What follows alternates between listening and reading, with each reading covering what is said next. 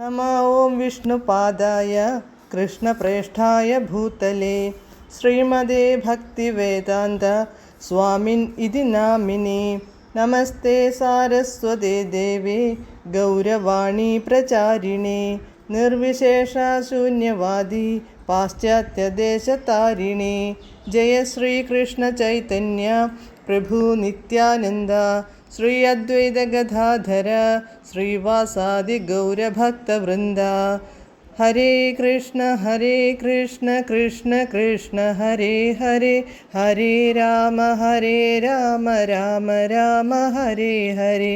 हरे कृष्ण कृष्ण कृष्ण हरे हरे, हरे राम राम राम हरे हरे।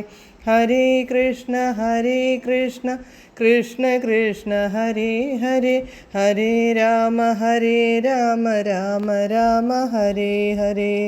പരമദിവ്യോത്തമ പുരുഷനായ ശ്രീകൃഷ്ണ ഭഗവാന്റെ കഥകളാണ് ശ്രീകൃഷ്ണ എന്ന പുസ്തകത്തിലൂടെ പറയുന്നത്. ഓം നമോ ഭഗവതേ വാസുദേവായ, ഓം നമോ ഭഗവതേ വാസുദേവായ, ഓം നമോ ഭഗവതേ വാസുദേവായ.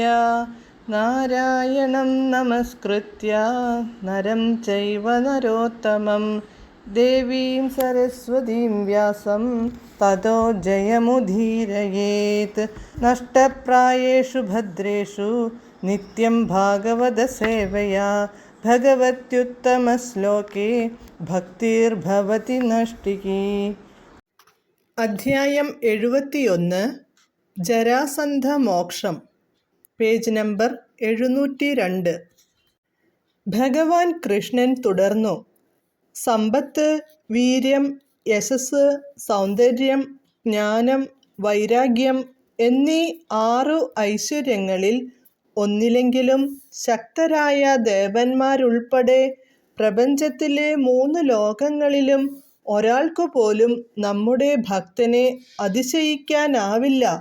അതിനാൽ ലോകത്തിലെ രാജാക്കന്മാരെ കീഴടക്കാൻ അങ്ങ് ആഗ്രഹിക്കുന്നെങ്കിൽ അവർക്ക് അങ്ങയെ വെല്ലാൻ ഒരിക്കലും സാധിക്കില്ലെന്നു തീർച്ച.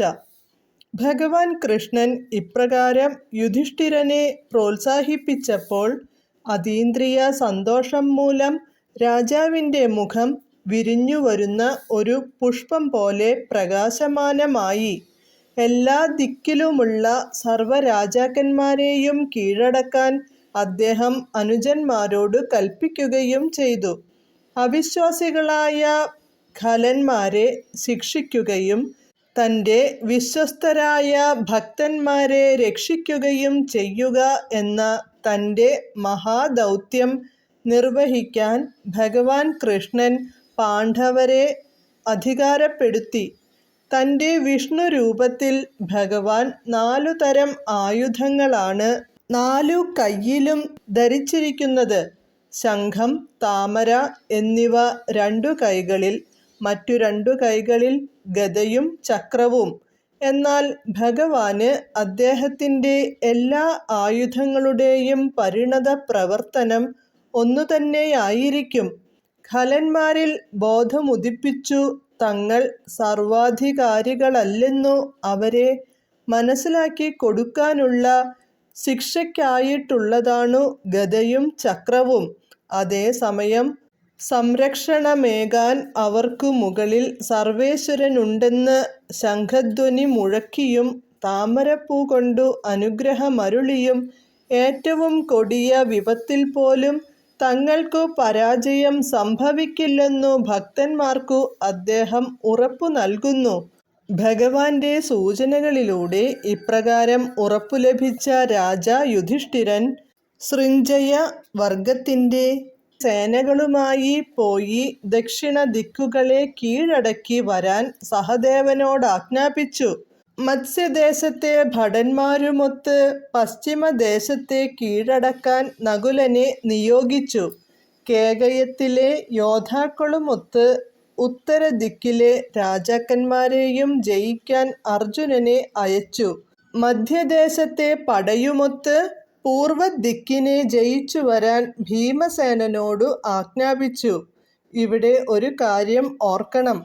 വിവിധ ദിക്കുകളെ കീഴടക്കാൻ അനുജന്മാരെ നിയോഗിച്ചെങ്കിലും അവിടങ്ങളിലെ രാജാക്കന്മാരുമായി യുദ്ധം പ്രഖ്യാപിക്കാൻ യുധിഷ്ഠിരൻ ഉദ്ദേശിച്ചിരുന്നില്ല. വാസ്തവത്തിൽ രാജസൂയം നടത്താനുള്ള യുധിഷ്ഠിരന്റെ ഉദ്ദേശത്തെ അതതു ദിക്കുകളിലെ രാജാക്കന്മാരെ അറിയിക്കാൻ വേണ്ടിയാണു സഹോദരന്മാർ വിവിധ ദിക്കുകളിലേക്കു പുറപ്പെട്ടത്. യാഗം നടത്തുന്ന ആവശ്യത്തിലേക്കു നികുതി അടയ്ക്കണമെന്ന് രാജാക്കന്മാരെ അറിയിക്കുകയും ചെയ്തിരുന്നു. ചക്രവർത്തിക്കു കൊടുക്കുന്ന ഈ നികുതിയുടെ അർത്ഥം ആ രാജാവ് ചക്രവർത്തിയോടുള്ള വിധേയത്വം അംഗീകരിച്ചിരിക്കുന്നുവെന്നാണ്. ഇതനുസരിച്ചു പ്രവർത്തിക്കാൻ വിസമ്മതിക്കുന്ന രാജാവുമായി തീർച്ചയായും യുദ്ധമുണ്ടാക്കുകയും ചെയ്യണം.